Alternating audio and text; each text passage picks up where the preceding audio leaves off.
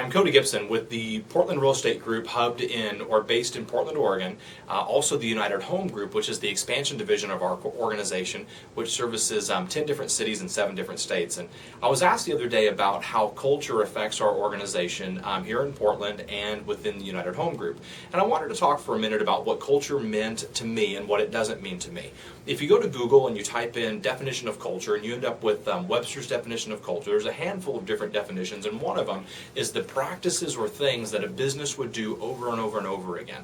And I want you to think about how culture and environment touch each other. I'm not sure they're intertwined with one another. I'm not sure that one has to be the other. I think they just touch each other.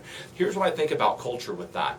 In other words, within our organization in Portland, we desire for part of our culture is to be in business with gratitude, to have gratitude, share gratitude, and show gratitude. That's our culture. One of our principles or practices, one of our practices to achieve that principle of culture is that every morning at 9:10 in the morning, I was taught by Diana that you could have a stand-up meeting. And so a stand-up meeting is where all of our people stand up and they share 5 things they're grateful for, and then 3 big rocks, things they want to get done that day, the 3 things that absolutely have to get done. Forget the rest of the calendar, these 3 things have to get done or it wasn't a successful day. So our culture is gratitude. The stand-up meeting at 9:10 in the morning is not our culture. The stand-up meeting at 9:10 in the morning is a practice that we do to achieve the culture of being in gratitude. Do you see the difference between the two?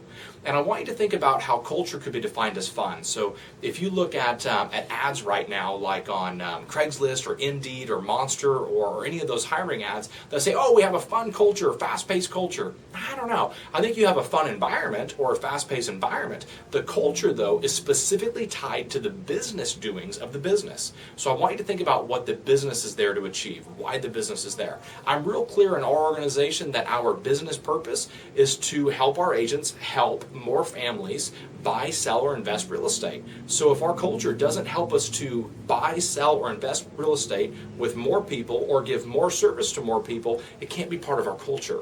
Everything else is an environmental factor. And those things will come and go, and just like everything comes and goes. I just want you to get real clear on culture. What are the cultural bedrocks? What are the fundamental integrity-driven bedrocks that you are not willing to step off of? So one of them might be that everyone's treated fairly and kindly.